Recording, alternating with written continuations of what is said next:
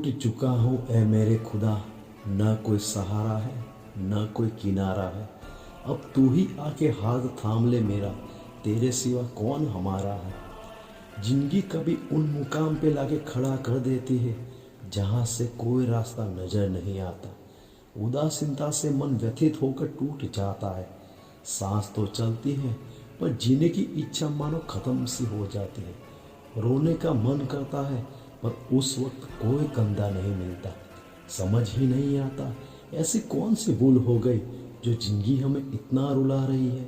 इम्तिहान देते देते थक जाते हैं हम, हाथ जुट जाते हैं भगवान की तरफ, रोते हैं फरियाद करते हैं, पर जब वहाँ से कोई जवाब नहीं आता तब टूट कर बिखर जाते हैं। उस घड़ी में एक बात हमेशा याद रखना, कोई साथ दे न दे पर वो परमात्मा हमेशा आपके साथ रहता है, आपके पास रहता है।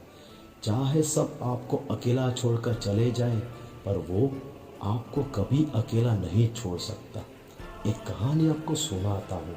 एक व्यक्ति ईश्वर से रोज प्रार्थना किया करता था, भगवान तुम तो मेरी सुनते ही नहीं हो, मेरी जिंदगी दुखों से भरी है, तुम्हें मुझ पे तनिक भी दया नहीं आती।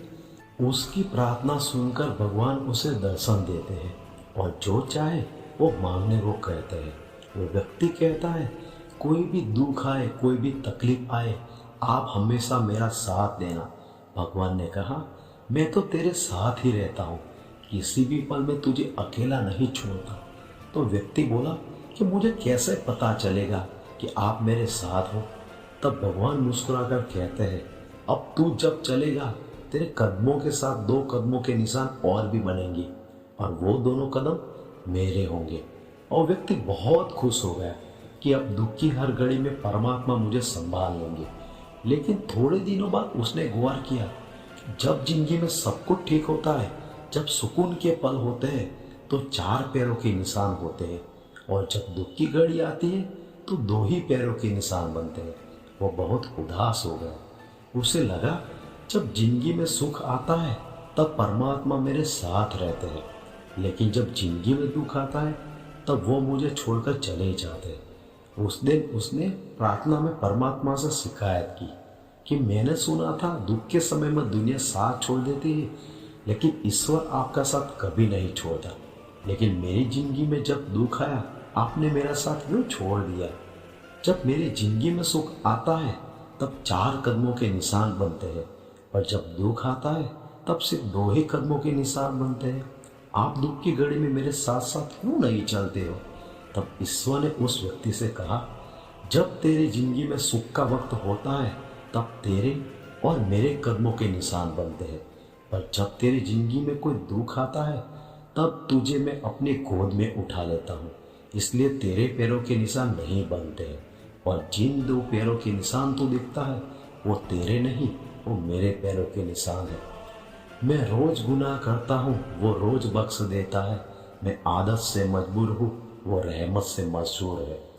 ये दुनिया वाले तो ऐसे हैं कि जब जरूरत आए तब आपको वो अपने कंधे पे उठा लेंगे और जब वो काम पूरा हो गया तो कंधे से ही नीचे गिरा देते हैं। लेकिन वो परमात्मा आप उसके लिए कुछ भी करे या ना करे, बस सच्चे दिल से विश्वास करे और उन्हें पुकारे, वो हमेशा आके आपका हाथ थाम लेंगे। दुख दर्द की खा के ठोकरे तेरा घर का पता हम पा गए, दुनिया से घबरा गए इसीलिए तेरे पास आ गए।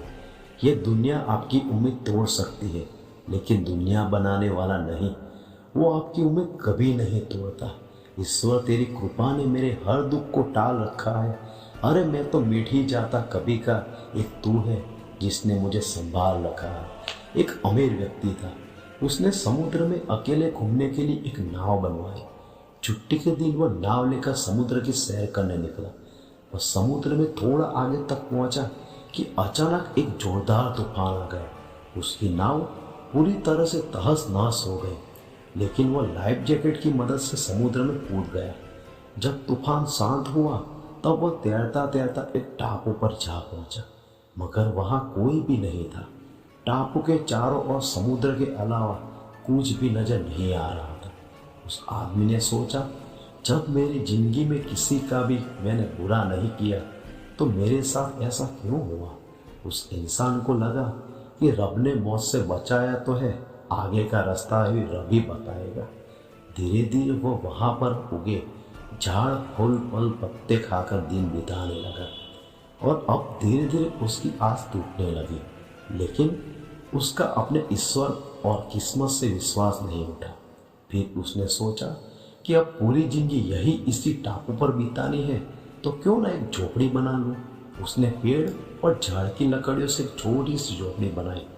उसने मन ही मन सोचा कि आज से झोपड़ी में सोने को मिलेगा, आज से बाहर नहीं सोना पड़ेगा।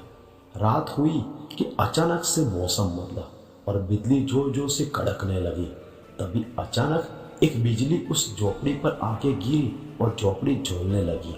यह देखकर वो व्यक्ति टूट गया। आसमान की तरफ देखकर बोला, या रब, ये तेरा कैसा इंसाफ है, तूने मुझ पर अपने रहम की नज़र क्यों नहीं की। मैंने हमेशा तुझ पर विश्वास बनाए रखा और तूने यह सिला दिया।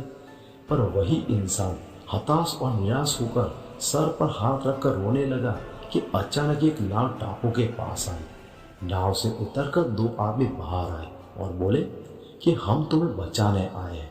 दूर से इस वीरान टापू में जलता हुआ झोपड़ा देखा तो लगा कि कोई इस टापू पर मुसीबत में है। अगर तुम अपनी झोपड़ी नहीं जलाते हमें पता ही नहीं चलता कि टापू पर कोई है। उस आदमी की आंखों से आंसू गिरने लगे। उसने रब से माफ़ी मांगी और बोला कि या रब, मुझे क्या पता था कि तूने मुझे बचाने के लिए मेरी झोपड़ी जलाई। यकीनन तू अपने बंदों का हमेशा ख्याल रखता है। तूने मेरे सब्र का इम्तिहान लिया लेकिन मैं उसमें निष्फल हो गया। मुझे माफ़ कर दे। जो कुछ है तेरे दिल में सब उसको खबर है। बंदे तेरे हर हाल पर भगवान की नज़र है। हर शख्स में उसी का नूर समाया है, हर रूप में वही समाया है।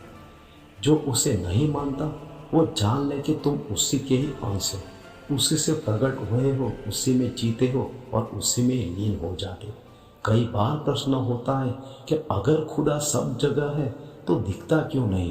तो याद रखना, मैं से जब तक जुदा नहीं होता आदमी में कभी खुदा नहीं होता। इस वीडियो में अभी इतना ही। भगवान पे आस्था और श्रद्धा बनाए रखें, आपके सारे दुख दर्द वो दूर कर देगा। तो प्रेम से बोलो राधे राधे।